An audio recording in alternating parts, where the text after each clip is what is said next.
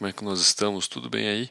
Eu espero que sim. Gente, aproveitando aqui a pegada dos vídeos de carro elétrico que eu estou fazendo, eu aproveitei para aqui comentar alguns pontos que eu acho que o pessoal não está falando sobre a disseminação do carro elétrico no Brasil, né? A massificação do carro elétrico. Então, vou resumir alguns pontos aqui, mais para uma discussão a nível do papo, para a gente pensar pontos que eu acho que talvez a mídia especializada, principalmente as montadoras, não estão falando. Então vamos lá. Primeiro ponto, acessibilidade. Eu vou pegar 3 dados principais para formar o meu argumento aqui. Vamos lá, primeiro dado. No Brasil, a nível Brasil, hoje a gente tem, de acordo com dados da Anfávia ou da Fenabrave, uma das duas, a gente tem que a frota média de carros de passeio no Brasil, né, a idade da frota, varia entre 9 a 11 anos. Primeiro dado. Guarda esse dado que a gente vai usar. Segundo dado. Em teoria, dos carros, a tecnologia hoje que a gente tem de carro elétrico, a gente estima que a vida útil de uma bateria é estimada em até 10 anos. Né? Alguns modelos entre 9 e 11 anos ou 130 a 180 mil quilômetros. Passando desse prazo, a bateria ela exige, dependendo do modelo, ou uma reciclagem, um reparo, ou uma substituição parcial ou total. Segundo dado. Terceiro dado. Eu peguei como uma base amostral aqui o MSRP, o Retail Price, né, de uma bateria nova do Chevrolet Bolt, que hoje é o único carro elétrico que a GM vende a nível mercado brasileiro. O preço dessa bateria é de 15 mil dólares, é 14.925 mil dólares. Então, vamos lá. O que eu quero dizer com todo esse dado? Será que a pessoa que compra, que tem esse carro, né, o típico brasileiro, né, e o típico brasileiro aqui a gente pode estimar que é uma pessoa que tem piso, uma renda familiar de até 4 mil reais, será que ela vai conseguir manter um carro elétrico com 10 anos de uso? Se der um problema, por exemplo, de uma bateria que custa 15 mil dólares, 15 mil dólares fazendo uma conversão bem burra, dependendo da cotação do dólar, varia de 60 até 70 mil dólares. Obviamente, porque não é uma bateria produzida aqui, tem todos os encargos logísticos, tem o transfer price, né, que a gente chama, que é uma nomenclatura que a gente diz assim de transferência de preços entre subsidiárias, né? Já que o Brasil não produz baterias elétricas para carros, para reposição de carro. Então, o que eu quero dizer é, será que para a grande massa, para a maioria da população, será que vai ser viável em termos financeiros ter um carro elétrico? Não sei, não estou falando nem que sim, nem que não. E vou mais além. Será que uma companhia de seguro vai querer fazer seguro de um carro elétrico com 10 anos de uso, considerando essa estimativa de que a bateria pode morrer? Será que, em termos de liquidez de mercado, independente se é marca chinesa, tá, gente? Um Chevrolet Bolt. Será que um Chevrolet Bolt daqui a 10 anos vai ter um valor de mercado condizente com um outro carro da mesma faixa de preço que a combustão? Não sei. Eu não estou aqui para responder nenhuma dessas perguntas, mas eu estou aqui para colocar esse tempero. Na minha opinião, esse vai ser um grande ponto de dificuldade. Então, esse é o primeiro ponto. Segundo grandiosíssimo ponto de dificuldade: infraestrutura. Eu peguei aqui um estudo, uma consultoria chamada Boston Consulting Group, que ela estimou a nível mercado norte-americano que até 2035 deverão ser investidos quase 5 bilhões de dólares em infraestrutura de redes de carregamento, de postos elétricos para carregamento e melhorias, né, benfeitorias na rede elétrica, considerando carregadores de ultra alta velocidade. Beleza, isso a nível mercado norte-americano. Então, o mercado norte-americano, quero dizer, não só pelo volume de carros, mas também pelo tamanho, né, do território norte-americano. Vamos agora fazer essa mesma, com base nesse valor, vamos pegar aqui no nível mercado brasileiro. Essa melhoria em infraestrutura de rede elétrica, de postos de carregamento, quem que vai pagar essa conta? É iniciativa pública, né, o governo, o Estado, ou é iniciativa privada? Se for iniciativa pública, obviamente, como a gente sempre está acostumado a ver na vida, a gente vai ter uma transferência de custo a nível consumidor. Nós, contribuintes. Ou seja, pode ser até que a gente não tenha um imposto direto, mas obviamente a gente vai ter alguma arrecadação por parte do governo para suprimir ou para compensar esse gasto. Se for iniciativa privada, a mesma coisa. Iniciativa privada não visa altruísmo, não é filantropia. Então a gente tem um tempero aí nessa conta. Será que o custo de manutenção, o custo de você manter um carro elétrico rodando, será que vai se manter da mesma forma que a gente tem hoje? Eu acredito que não. Essa conta ela vai se pagar sozinha. Então a gente tem alguns postos de carregamento, né? Hoje é moda, né? Você vai a alguns shopping centers, né? É de graça você carregar, né? Algumas concessionárias aí, pelo menos em São Paulo, né? Que você, dependendo do bairro, você consegue carregar uma parte do tempo ali. Mas isso não vai ser para sempre, gente. Imagina que, por exemplo, nível São Paulo. São Paulo, se não me engano, tem 8 ou 9 milhões de carros, a cidade de São Paulo.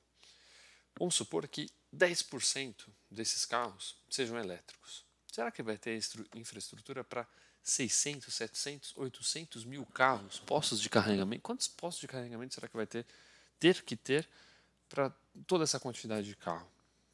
Então, essa conta para mim não fecha muito, não faz muito sentido, né? É um custo que a gente necessariamente vai ter que passar por esse custo e não vai ser um custo barato. Então, o primeiro ponto é esse. O segundo ponto é esse. Terceiro ponto, lixo e resíduos. Para quem não sabe, hoje as baterias, a gente tem vários tipos de bateria, né, de carro elétrico, mas majoritariamente a gente tem de íons lítio como a principal tecnologia. Lítio é um minério que ele é encontrado em minas, né? Você precisa hoje instruir, né, construir minas, né, obviamente de mineração, para extrair alguns desses metais, como o lítio que eu acabei de falar, o cobalto, enfim. Então, além da parte de acondicionamento, por exemplo, o descarte de bateria, que, por exemplo, se você descartar lítio na natureza, você pode ter contaminação de água, contaminação de solo. Mas eu não estou nem falando isso. Eu estou falando dessas minas, né? Dessas minerações. Será que, pela quantidade de carros que a gente vai produzir a mais, será que a gente vai ter uma regulamentação tão rígida para prevenir que não vão ocorrer desastres ambientais em função dessas minerações, dessas aberturas de minas, né? Que tem ocorrido no mundo inteiro e é preocupação de um monte de gente? Então, a gente tem uma questão ambiental muito forte aqui, não é brincadeira, né? A gente, no Brasil mesmo, o Brasil é um exemplo de vários desastres ambientais relacionados a mineradoras, e desastres graves, então não é brincadeira. Ok, o carro elétrico ele pode ser menos poluente durante a sua vida útil, mas tem a fabricação dele que também exige cuidados. Será que todo mundo que está fabricando, será que está fabricando da melhor forma? Não sei. Então, eu não estou, de novo, eu não estou querendo afirmar, eu estou querendo provocar. Então, primeiro, o segundo ponto é esse. Terceiro ponto, incêndios, né? A gente já viu aqui, pelo menos eu não sei se vocês acompanharam a nível aí 2023, mas a gente está vendo alguns casos repetitivos de incêndios relacionados a carros elétricos. Então, a GM, eu acho que ela foi uma das, ao contrário a nível Brasil, né? É uma das montadoras que eu acho que eu estou menos ouvindo falar. Mas, por exemplo, a Ford com a F-150 Lightning, durante um tempo, suspendeu as entregas relacionadas a causas de incêndio espontâneas e que consumiu o carro inteiro. Ou seja, não dava para apagar o incêndio do carro. Aí você fala, beleza, alta rodagem, essa causa já foi descoberta, as entregas já foram retomadas. Mas, beleza, será que é um processo 100% seguro? Né? Se a gente tiver alguns Teslas pegando fogo, agora menos, né? Mas Tesla pegando fogo, BYD pegando fogo, será que esses carros têm exatamente a mesma segurança, né? Não sei, eu fico um pouco com medo. Eu particularmente colocar minha família, meus filhos dentro de um carro elétrico, eu confesso que eu fico com um pouco de receio ainda disso. Pode ser leiguice minha e eu peço que algum especialista aqui me clarifique isso, né? Se é um risco tão mórbido quanto, por exemplo, um HB20. Né? Eu acho que um HB20, ou nem precisa colocar um exemplo, um Tucson, um Jetta, não acho que eles vão pegar fogo tão fácil. Eu nunca tive um carro que pegou fogo na minha vida. Eu já usei carro que tinha mais de 15 anos quando eu estava usando e nunca deu nada. Então eu não acho que ainda é uma tecnologia que ela está 100% à prova de riscos e fogos, né? E incêndios, né? Aí você fala, beleza, alta rodagem. e a Tracker que pegava fogo, o Onix pegava fogo, enfim, ok, né? Mas eu acho que são casos muito mais pontuais e de erros mais banais, né? Então, por exemplo, do Onix a gente tinha aquela parte de pré-detonação, a da Tracker a gente tinha a questão acho que se eu não me engano era do forro, né? Do carpete, que ele entrava em contato com uma parte quente e pegava fogo. São erros muito mais conhecidos, mais previsíveis. Eu acho que esse é o ponto que eu quero chegar. A impressão que me dá é que os incêndios relacionados a alguns carros elétricos são mais imprevisíveis, e essa imprevisibilidade é que me deixa um pouco mais inseguro nesse sentido. Pode ser que a gente veja que isso é um risco pacificado, né? E se for, melhor ainda. Mas é isso, eu queria trazer esses pontos, né? De novo, eu não sou um crítico ao carro elétrico, particularmente, né? Opinião própria, né? De quem já trabalhou na indústria. E olhando um pouquinho de cenário geopolítico, eu acho muito que essa questão do carro elétrico ela vem muito para uma questão política e para uma questão energética. A gente tem uma forte dependência, por exemplo, da Europa, que tem prazo para colocar isso em prática, né? Proibição dos carros à venda, proibição de venda de carros a combustão, para mim é muito em função de uma não dependência de matrizes energéticas, né? Como a gente tem visto em função da guerra da Ucrânia. Então, será que a Europa não está muito mais tomando essa decisão por ela não ter terra, não ter condições climáticas para ela ter uma alternativa de cana-de-açúcar, por exemplo? Não sei. Eu acredito que talvez seja um caminho, talvez seja uma hipótese, né? Não estou afirmando nada.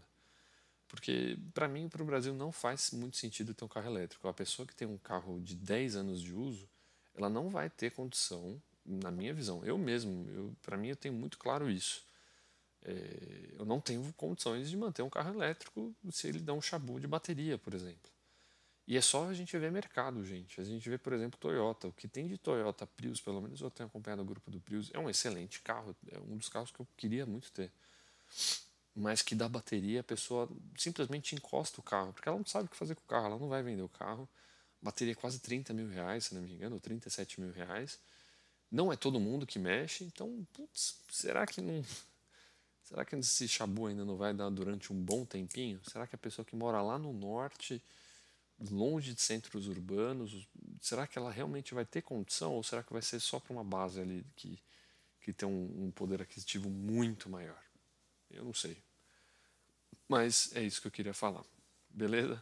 Curtam, se inscrevam no canal se vocês gostaram desse vídeo e até a próxima. Valeu!